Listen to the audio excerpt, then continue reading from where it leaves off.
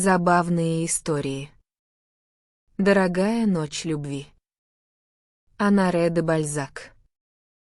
В ту самую зиму, когда сторонники новой веры впервые взялись за оружие, вступив в так называемый амбуазский заговор, стряпчий по фамилии Авинель предоставил свой дом на улице Мармузе для тайных встреч и сборищ гугенотов. Сам он принадлежал к их числу, однако даже не подозревал, что принц Конди, Луриноди и остальные заговорщики намеревались похитить самого короля. Названный Авинель носил мерзкую рыжую бороду, блестевшую, словно палочка лакрицы, и был дьявольски бледен, как и все мошенники, укрывающиеся в темных лабиринтах закона. Словом, это был самый злодеистый стряпчий из всех, когда-либо живших на свете. Он смеялся над висельницей, предавал всех и каждого и являлся подлинным Иудой. По мнению некоторых авторов, изощренных в распознавании тонких плутов, в этом деле он проявил себя наполовину мошенником, наполовину дураком, что убедительно подтверждает сия повесть. Этот прокурор был женат на прелестнейшей парижанке и ревновал ее до такой степени, что был готов убить за случайную складку на простыне, которую та не могла объяснить. Это было бы чистой несправедливостью, ибо честные складки случаются сплошь и рядом. Но подсудимая складывала свое белье отменно, так что и говорить тут не о чем. Можете быть уверены, зная жестокий и злобный нрав своего супруга, жена оставалась ему достаточно верна, всегда готовая к услугам, точно подсвечник, исправная в исполнении долга, словно комод, который никогда не сдвинется с места и открывается строго по приказу. И все же стряпчий приставил к ней в качестве стража и неотступного ука старую служанку, дуэнью, уродливую, как горшок без ручки. Сия старуха выненчила господина Авинеля и души в нем не чаяла. Бедная жена, не имея никаких иных радостей в своей холодной семейной жизни, ходила молиться в церковь святого Иоанна на Гревской площади, где, как всем известно, привыкло собираться высшее общество. Пронося к Господу свои молитвы «Отче наш», она ласкала взором всех этих франтов, завитых, разряженных, накрахмаленных, молодых, статных и порхающих вокруг, точно истинные бабочки. В конце концов из всей этой кавалькады она приметила одного знатного дворянина, фаворита королевы-матери, красавчика-итальянца. Она воспылала к нему страстью, ибо он находился в самом расцвете своих лет, был благородно одет, грациозен в движениях, смел видом и обладал всем, чем должен обладать любовник, дабы вручить полное любви сердце честной замужней женщине, чересчур сжатой узами брака, которые ее терзают и непрестанно побуждают сбросить с себя супружеское ярмо. И вы легко можете себе представить, что молодой дворянин проникся восхищением к даме, чья безмолвная любовь тайком вещала ему без ведома дьявола и их самих. Меж ними завязалась любовная переписка. Поначалу жена стряпчего наряжалась лишь для походов в церковь, приходя всякий раз в новых пышных уборах. Вместо мысли о Боге она гневила его, думая о своем прекрасном дворянине, и, забросив молитвы, предавалась огню, который сжигал ее сердце, увлажнял ее очи, губы и все остальное, видя, что сей огонь всегда растворяется в воде. Она часто говорила себе: «Ах! Я отдала бы жизнь за одно единственное объятие с этим милым возлюбленным, который меня любит». Часто также, вместо чтения летаний Пресвятой Деве, она помышляла в сердце своем, чтобы ощутить сладостную юность этого кроткого возлюбленного, изведать всю полноту любовных утех и вкусить все в один миг, мне мало интереса было бы до пламени, в которое бросают еретиков. Тем временем дворянин, созерцая чары этой доброй женщины и ее пылающий румянец при каждом его взгляде, всегда подходил вплотную к ее скамеечке и обращал к ней те безмолвные просьбы, которые дамы понимают столь прекрасно. Затем он говорил себе про себя: «Клянусь двойным рогом моего отца, эта женщина будет моей, пусть даже это стоит мне жизни». И когда дуэни отворачивала голову, двое влюбленных сжимали, прижимали, вдыхали, поедали, пожирали и целовали друг друга одним лишь взглядом, который воспламенил бы фитиль мушкетера, окажись тот поблизости. Было совершенно очевидно, что любовь, зашедшая так далеко в сердце, должна иметь свое завершение. Дворянин, переодевшись студентом коллежа Монтегю, принялся угощать песцов названного Авинеля и шутить в их компании, дабы выведать привычки мужа, часы его отсутствия, поездки и все прочее, подстерегая случай наставить ему рога. И вот, на беду Стряпчего, такой случай представился. Авинель, вынужденный следовать ходу этого заговора и намеревавшийся в случае неудачи отомстить Гизам, решил отправиться в Блуа, где тогда находился двор, подвергавшийся великой опасности быть похищенным. Проведав об этом, дворянин первым прибыл в город Блуа и устроил там превосходную ловушку, в которую господин Авинель должен был угодить, невзирая на всю свою хитрость, и не выходить оттуда, пока полностью не погрузится в багровое рогоноседство.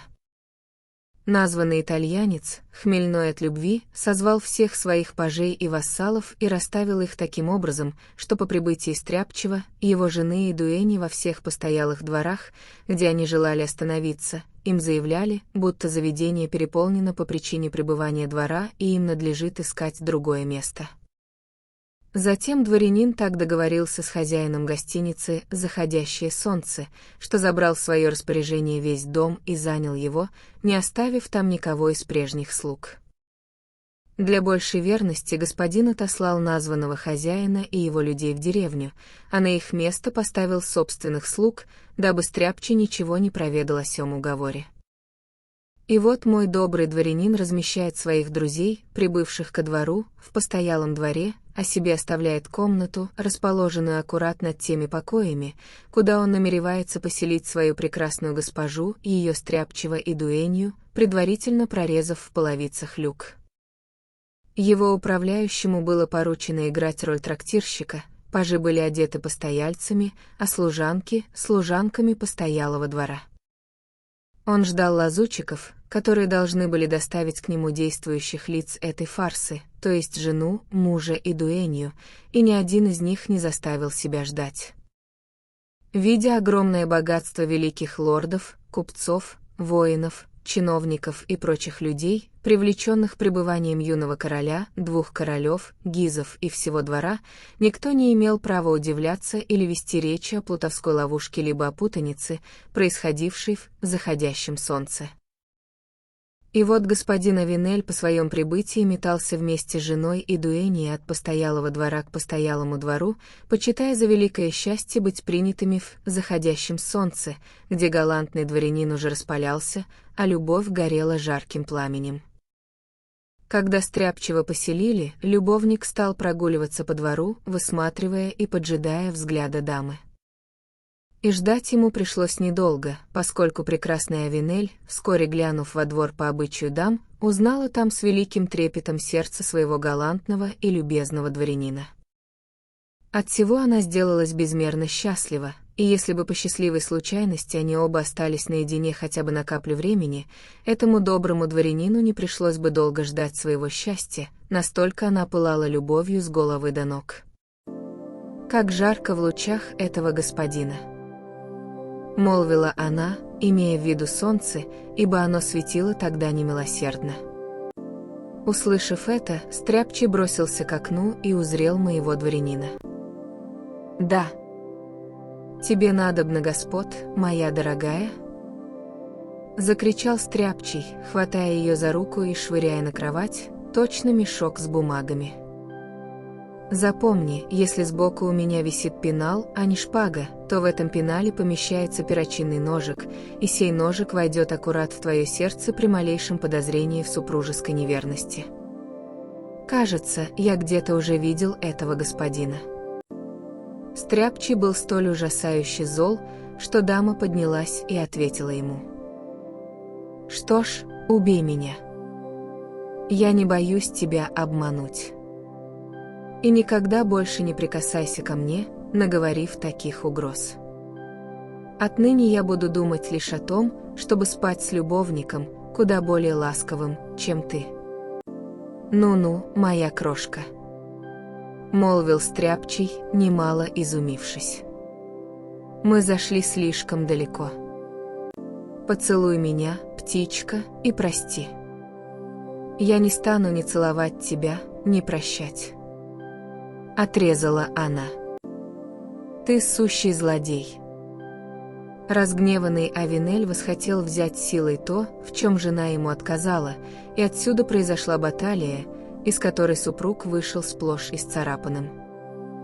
Но самое скверное заключалось в том, что Стряпчий, покрытый ссадинами, ожидался заговорщиками, державшими совет, и был вынужден покинуть свою добрую жену, оставив ее под присмотром старухи. Едва плут удалился, дворянин, поставив одного из слуг на стеже на углу улицы, поднимается к своему благословенному люку, бесшумно приподнимает его и зовет даму нежным «ПСС». «ПСС», которое было сразу понято сердцем, разумеющим все без слов. Дама поднимает голову и видит своего пригожего возлюбленного в 4 блошиных прыжках над собой. По знаку она берется за 2 шелковых черных шнура с петлями, вдевает в них руки, и в мгновение ока ее подтягивают на блоках прямо с кровати через потолок в верхнюю комнату. Люк захлопывается так же быстро, как и открылся, оставляя старую дуэнью в крайнем изумлении. Повернув голову, она не обнаружила ни платья, ни дамы, осознав, что женщину умыкнули. Как? Кем? Каким образом? Куда? Престо. Фора. Магика. Столько же ведали и алхимики у своих реторт, читая мэтра Триппи. Только старуха отлично знала и Тигель, и великое деяние. Одно было рогоносецтвом, а другое – частной собственностью госпожи Стряпчихи. Она осталась стоять как громом пораженная, поджидая господина Авинеля, что было равносильно смерти, ибо в ярости тот напал бы на каждого, а бедная дуэнья не могла даже сбежать, поскольку из великой предосторожности ревнивец унес ключи с собой. При первом же взгляде госпожа Авинель увидела изысканный ужин, добрый огонь в камине, но еще лучший огонь в сердце своего возлюбленного, который схватил ее и слезами радости стал целовать прежде всего в очи, дабы отблагодарить их за сладкие взоры во время молебна в церкви святого Иоанна на Гревской площади. И пылающая половинка законника не отказала любовнику в своем ротике, позволяя крепко сжимать себя в объятиях, боготворить, ласкать и упиваясь горячими ласками пылких влюбленных. И оба согласились отдаться друг другу сполна на всю ночь, чтобы из этого не вышло. Она ни во что не ставила будущее по сравнению с радостями этой ночи, а он полагался на свою хитрость и шпагу, дабы выкроить еще не одну такую же. Словом, оба ничуть не дорожили жизнью, ибо за один миг проживали 1000 жизней, вкушали друг с другом 1000 наслаждений и удваивали радость каждого, веруя, что падают в бездну, и желая катиться туда крепко обнявшись, вложив всю любовь своих душ в один единственный порыв. Вот уж воистину они любили друг друга. Не ведают такой любви бедные горожане, живущие механически со своими добрыми женами, ибо незнакомы им сильное биение сердца, горячий бурлящий поток жизни и мощный охват 2 молодых влюбленных, пылающих страстью и обнимающихся перед лицом смертельной опасности. Впрочем, молодая дама и дворянин съели совсем немного ужина и рано отправились почевать. Оставим же их там, ибо никакие слова, кроме слов неведомого нам рая, не способны описать их упоительные муки и мучительные упоения.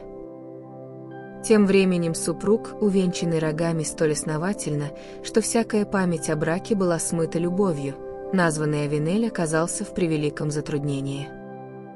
На совет гугенотов прибыл принц Конди в сопровождении всех вождей и вельмож, и там было решено похитить королеву-мать, Гизов, юного короля, молодую королеву и сменить власть.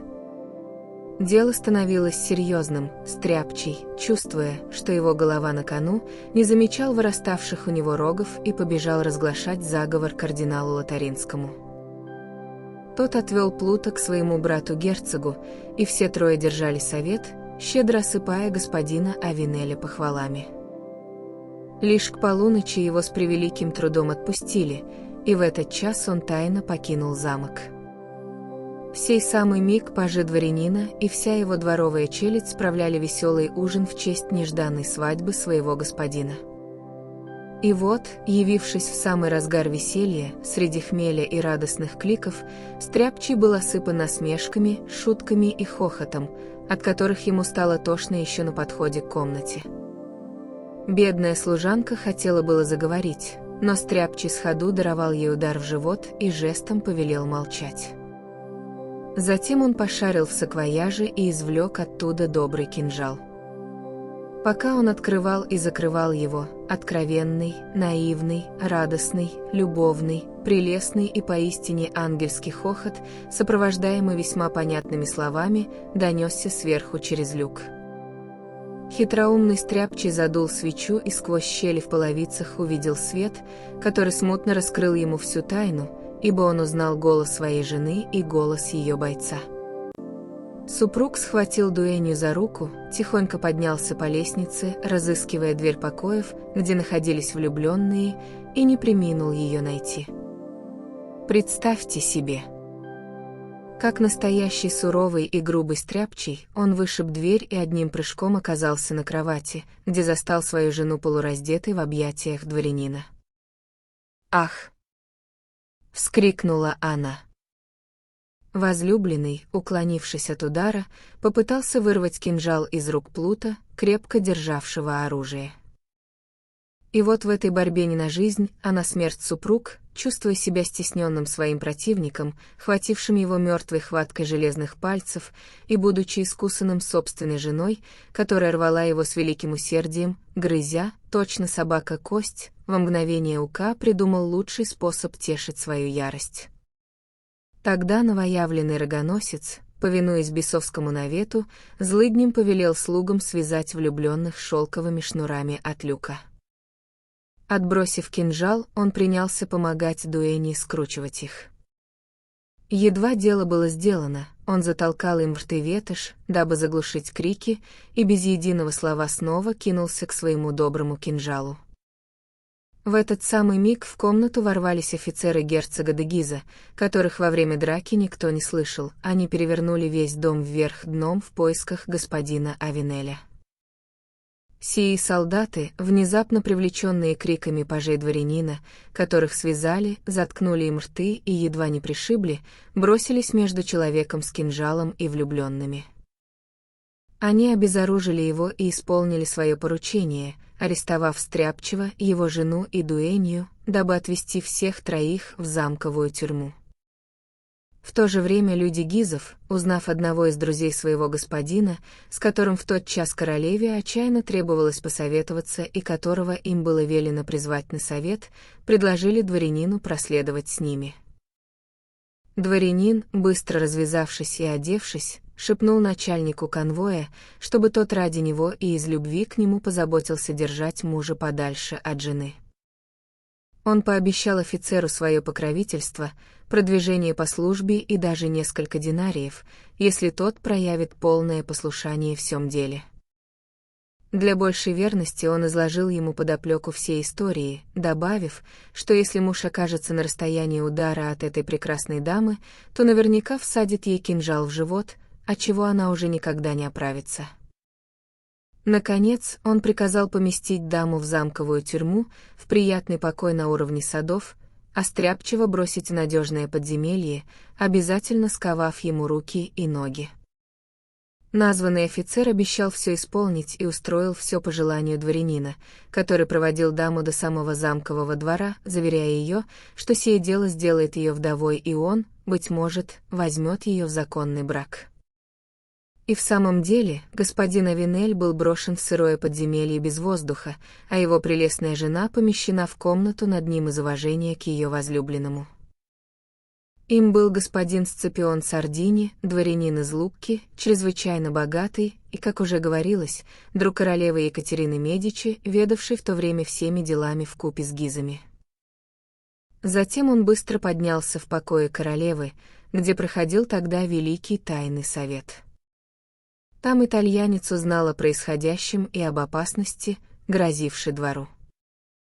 Монсеньор Сардини застал тайных советников в великом затруднении и замешательстве перед этой дилеммой, однако заставил всех прийти к согласию, научив обратить все в свою пользу. Именно его совету принадлежала хитроумная идея поселить короля в Амбуазском замке, дабы ловить там еретиков, точно лисиц в мешок, и всех их перебить. И в самом деле, всем известно, как хитрили королева-мать и Гизы и чем закончился Амбуазский заговор. Однако сие не составляет предмета настоящего повествования.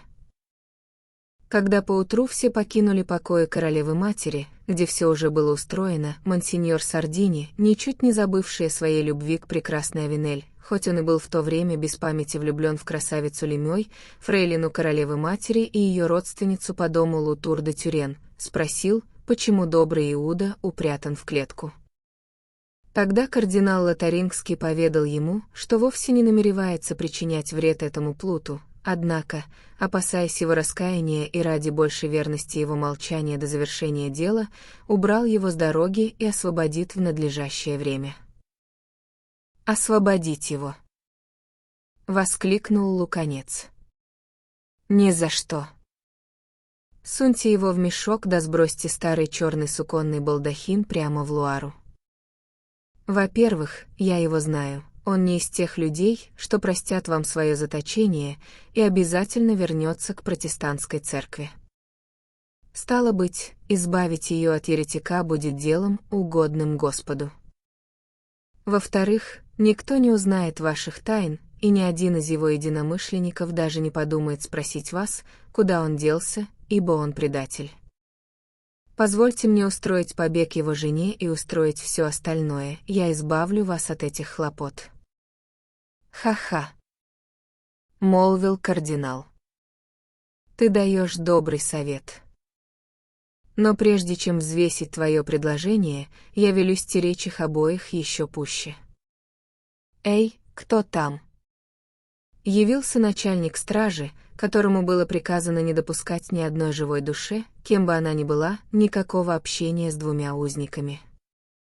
Затем кардинал попросил Сардини объявить в своем постоялом дворе, будто названный стряпчий отбыл из Блуа, дабы вернуться к своим делам в Париже. Люди, которым было поручено арестовать Стряпчего, получили устное повеление обращаться с ним как с важной персоной, а потому не стали ни раздевать его, ни грабить. А у Стряпчего в кошельке сохранялось 30 золотых эку, и он решил потратить их все до единого, лишь бы обеспечить себе месть. Он доказал стражникам с помощью убедительных доводов, что ему позволено повидаться с женой, в которой он души не чаял и чьих законных объятий страстно желал.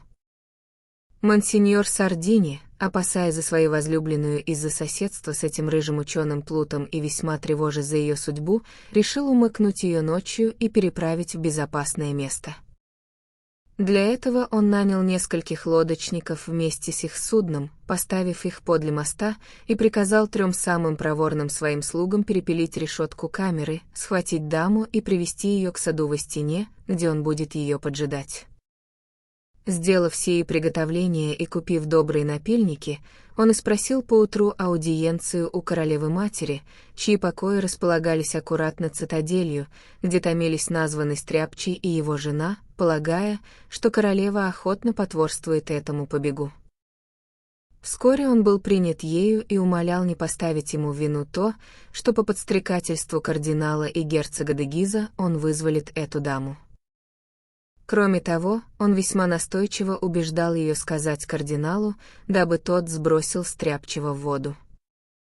На что королева молвила «Аминь». Затем любовник спешно направил своей даме письмо на блюде с огурцами, дабы известить ее о грядущем вдовстве и о часе побега, чем прекрасная горожанка осталась весьма довольна. И вот в сумерках, когда солдаты стражи были удалены королевой, отославшей их посмотреть на лунный луч, который ее напугал, слуги подняли решетку и подхватили даму, которая явилась весьма проворно и была проведена через весь дом к монсеньору Сардини. Но едва калитка захлопнулась и итальянец оказался снаружи вместе с дамой, как оная дама сбросила свой плащ, превратившись в Стряпчего. И названный Стряпчий схватил своего обидчика за ворот и принялся душить его наполовину, таща к воде, дабы бросить на самое дно Луары. Сардини стал защищаться, кричать и вырываться, однако, невзирая на свой кинжал, не мог сбросить с себя этого дьявола в длинном платье. В конце концов он затих, повалившись в грязь под ноги Стряпчего, которого он узнал сквозь туман этой дьявольской схватки и при свете луны. Лицо Стряпчего было забрызгано кровью его собственной жены. Разгневанный Стряпчий оставил итальянца, считая того мертвым, а также потому, что к ним уже бежали слуги, вооруженные факелами. Ему пришлось прыгнуть в лодку и в великой спешке отчалить. Так бедная госпожа Авинель умерла в одиночестве, поскольку монсеньор Сардини, хоть и был сильно задушен, был найден и оправился после этого покушения. Позже, как всем известно, он женился на прекрасной Лемёй, после того, как сия милая девица разрешилась от бремени прямо в кабинете королевы. То был великий скандал, который из дружбы королева-мать пожелала скрыть и который из великой любви Сардини прикрыл браком, за что Екатерина пожаловала ему великолепное поместье Шамон-сюр-Луар вместе с замком. Однако с ним так жестоко обошелся супруг, что он не дожил до седин, и прекрасная Лемёй осталась вдовой в самом цвете своей весны. Невзирая на свои злодеяния, Стряпчий не подвергся розыску. В конце концов он проявил достаточно хитрости, чтобы оказаться в числе тех заговорщиков, которые не преследовались судом, и вернулся к гугенотам, на которых много и усердно работал в Германии. Бедная госпожа Авинель. Помолитесь о ее душе, ибо она была сброшена неизвестно куда и не получила ни молитв в церкви, ни христианского погребения. Увы. Пролейте о ней слезу, а дамы, счастливые в своей любви.